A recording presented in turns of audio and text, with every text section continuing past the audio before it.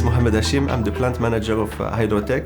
I've been working with Sika since 2013. Hydrotech is the only plant at Sika worldwide that's producing monolithic membrane.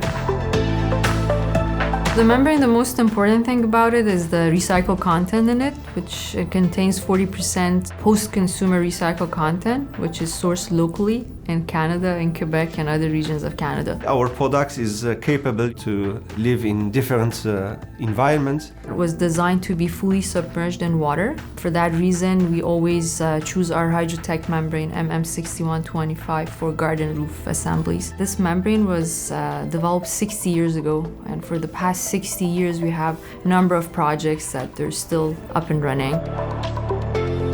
Recently we did some major investments.